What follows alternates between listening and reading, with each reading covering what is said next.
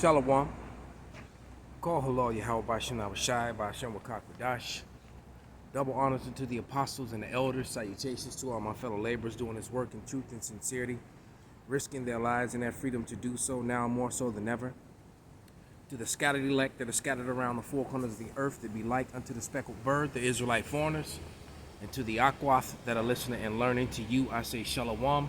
This is your brother Malcolm. I'm coming at you with another lesson in truth. And I'm going to read Romans, the 15th chapter.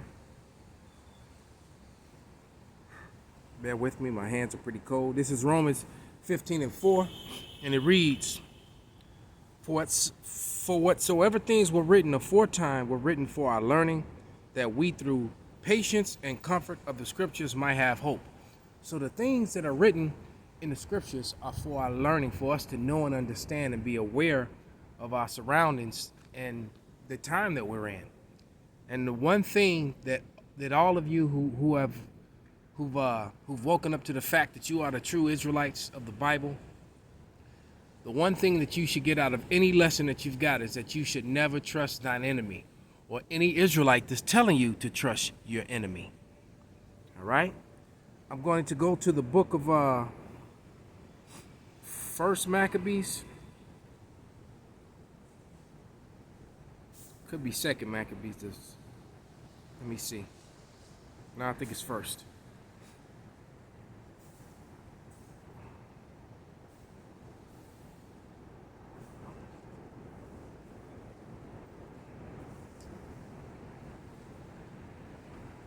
Yeah. This is First Maccabees 16 and 11.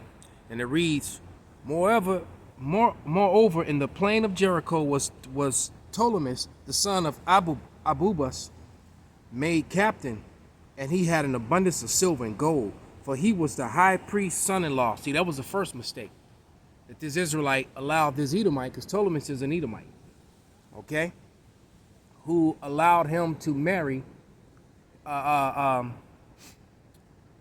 his daughter. So that, because what that means that his grandchildren are going to be tares, all right? Wherefore, his heart being lifted up, he thought to get the country to himself, and thereupon consulted deceitfully against Simon and his sons to destroy them. All right, because you got to remember, this was during the time of that forced conversion, where Edomites were forced to become Jewish, so to speak. All right, this was that time when the Maccabees had beat down the Edomites, and a large portion of them started following the law, statutes, and commandments, and that's where you get Jewish from today. All right, and it says, Now Simon was visiting the cities that were in the country and taking care of the good ordering of them at the time which he came down himself to Jericho with his sons Matthias and Judas in the 117th year, in the 11th month called Sabbat, where the son of Abubas, receiving them deceitfully in a little hold called Dachis, which had built, made them a great banquet, howbeit he had hid men there. So when Simon and his sons drunk largely, Ptolemy and his men rose up, took their weapons, and came upon Simon in the banquet place, and slew him, his sons, and certain servants. In which doing he committed a great treachery, and recompensed evil for good. And that's what all you're going to get when you're dealing with Esau Edom, man. These eagles are not for your best interest. So if they're telling you that they have something that's going to make you healthy and make you strong and make you resistant to something that they created in the first place, and you're going to go take that shit willfully, all right? So now that I've read that, I read that so that I could play this 4-minute video that I found in my archives and one of my old channels when I first, that I've actually made a new channel again because I wasn't using it. But let me pull it up.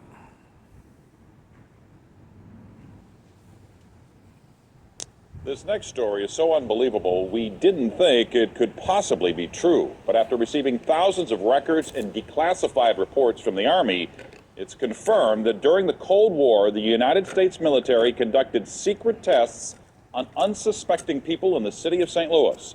A local sociologist will make her findings public tomorrow, but she spoke first to the I-Team's Lisa Zigman.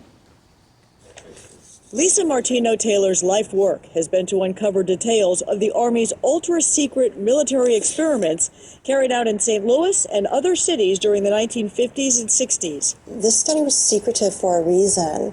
They didn't have volunteers stepping up and saying, yeah, I'll breathe zinc cadmium sulfide with radioactive particles. These Army archive pictures show how the tests were done in Corpus Christi, Texas in the 1960s. In Texas, planes were used to drop the chemical, but in St. Louis, the Army placed chemical sprayers on buildings and station wagons. City officials were kept in the dark about the tests. The Cold War cover story was that the Army was testing smoke screens to protect cities from a Russian attack.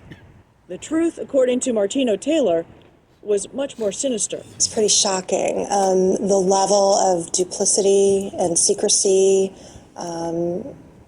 Clearly, they went to great lengths to deceive people. By making hundreds of Freedom of Information Act requests, she uncovered once classified documents that confirmed the spraying of zinc cadmium sulfide. The greatest concentration of this compound was sprayed near the Pruitt-Igoe housing complex just south of downtown St. Louis. It was home to 10,000 low-income people, and an estimated 70% were under the age of 12. Martino-Taylor claims they all unknowingly inhaled this compound morning, noon, and night, so the government could measure its effects on their lungs. So this was in violation of all medical ethics, all international codes, and the military's own policy at that time.